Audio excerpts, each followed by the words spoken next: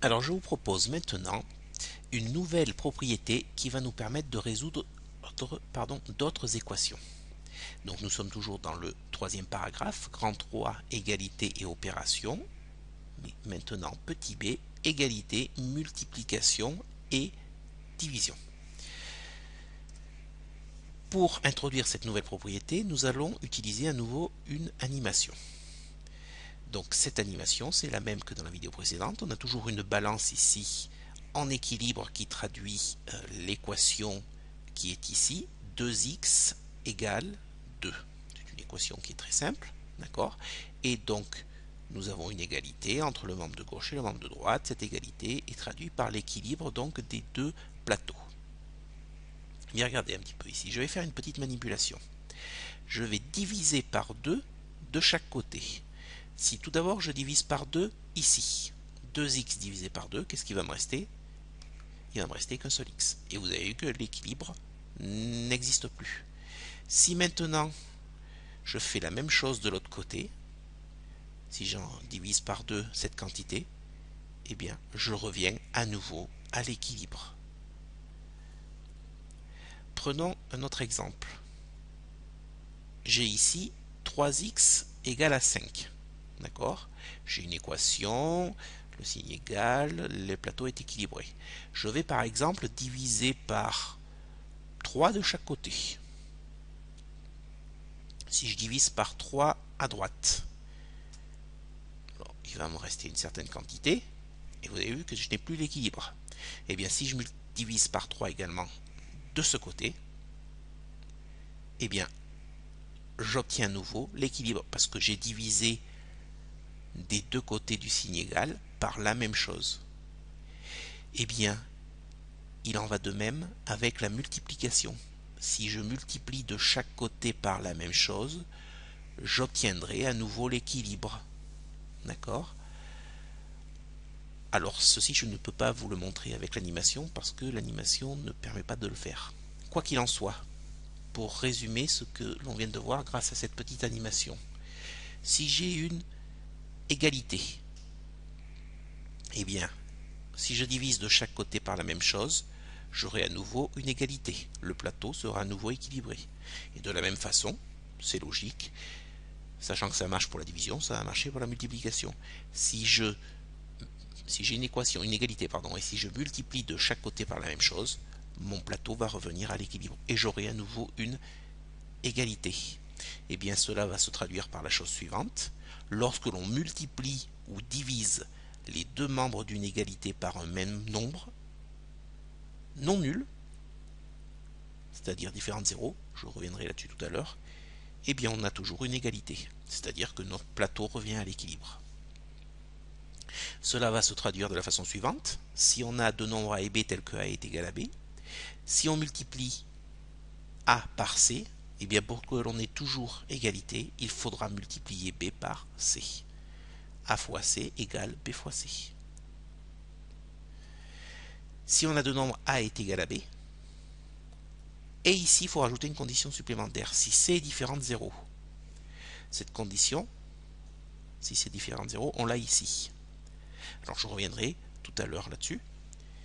Eh bien, si on divise a par c, pour avoir toujours l'égalité, il faut diviser b par c. Cela peut s'écrire de la façon suivante. A sur c est égal à b sur c. Alors, je reviens maintenant sur cette condition. C doit être différent de 0. En effet, C ne peut pas être différent de 0 parce qu'on n'a pas le droit de diviser par un nombre nul. D'accord? Si vous prenez la calculatrice, si vous faites par exemple 5 divisé par 0, ça vous donnera materror. On ne peut pas le faire, c'est impossible, il n'y a pas de réponse. D'accord? Le mieux c'est d'illustrer cela par des exemples et donc de voir l'application suivante, résolution de certaines équations. Je rappelle que résoudre une équation, c'est trouver toutes les valeurs de l'inconnu telles que l'égalité soit vraie. Je rappelle également que lorsque l'on résout une équation à une inconnue, une équation du premier degré à une inconnue, eh bien en général, nous n'avons qu'une seule solution. Je dis bien en général, ce n'est pas toujours le cas. Premier exemple. on considère l'équation x sur 4 égale à moins 5. Donc je vais partir de cette équation. Je veux résoudre cette équation. Donc je veux, au final, à la fin, avoir x égale un nombre. Ici, qu'est-ce qui m'enquiquine? Entre guillemets. C'est le sur 4, c'est-à-dire divisé par 4. Eh bien, pour le faire, entre guillemets, disparaître, se diviser par 4, qu'est-ce que je vais faire? Eh bien, tout simplement, je vais multiplier par 4 de chaque côté. En effet, regardez un petit peu, dans le membre de gauche, ici, je divise par 4 et là, je multiplie par 4. Ces deux opérations reviennent au même point de départ. Si je fais x4 divisé par 4, ça revient à ne rien faire. Donc ça veut dire quoi ça? Ça veut dire que à gauche, il va me rester uniquement x qui sera égal à moins 5 fois 4. Ce sera égal à moins 5 fois 4, moins 20. Je viens de résoudre l'équation qui était ici, en utilisant la seconde propriété que l'on vient de voir. Donc on répond par une phrase, la solution de cette équation, est x égale moins 20. Prenons maintenant un second exemple. Résolvons l'équation 7x égale 280. 7x égale donc 280. Qu'est-ce qui m'enquiquine ici? Je veux uniquement, je rappelle, à la fin je veux avoir x égale quelque chose, un nombre. Ici c'est le 7 qui m'enquiquine. Mais attention, c'est pas plus 7, hein. C'est fois 7. 7x, c'est 7 fois x. Donc ce fois 7, pour le faire entre guillemets disparaître, il va falloir que je divise par 7. Mais si je divise par 7 à gauche, il faut que je divise par 7 à droite pour avoir toujours l'égalité. Du coup, ici, le fois 7 et le divisé par 7, ça se neutralise. À gauche, il va me rester x. Et à droite, 280 divisé par 7. Alors 28 divisé par 7, ça fait 4. 4 fois 7, 28. Donc 280 divisé par 7, ça fait 40. Et on vient de résoudre l'équation. La solution de cette équation est x égale 40.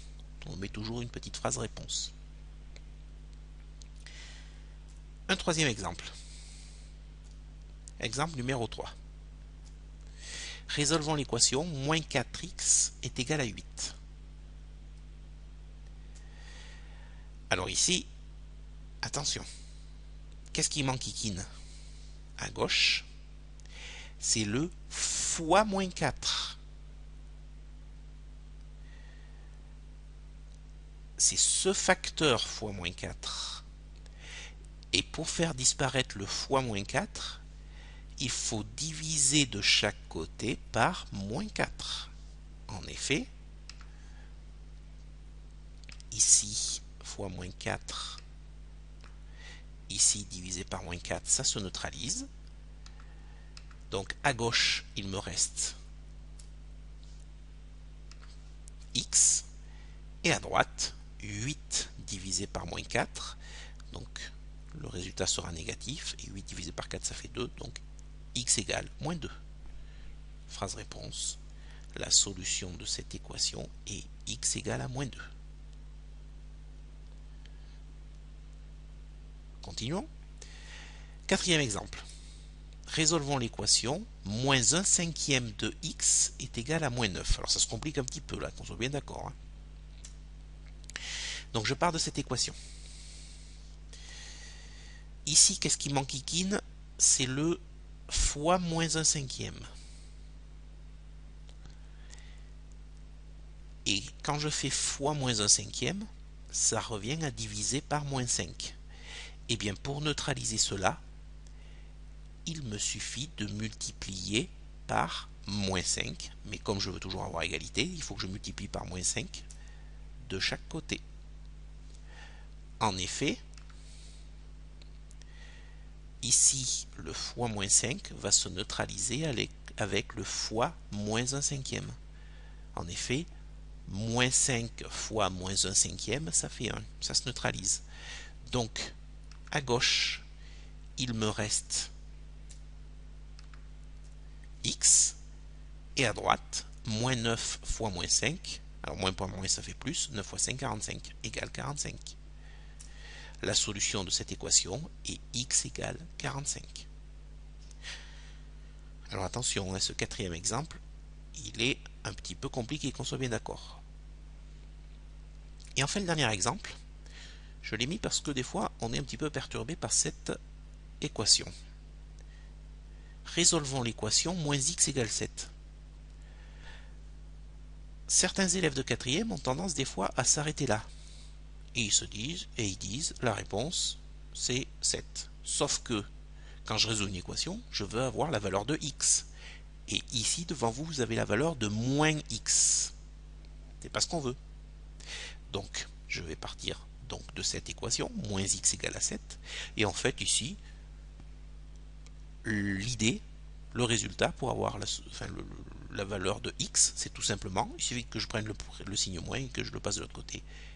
Donc, moins x égale 7, ça veut dire que x est égal à moins 7.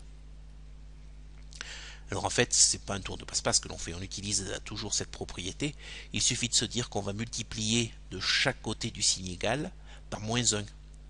Moins x fois moins 1, ça va faire x. 7 fois moins 1, ça fait moins 7. D'accord? Donc la solution de cette équation est x égale à moins 7.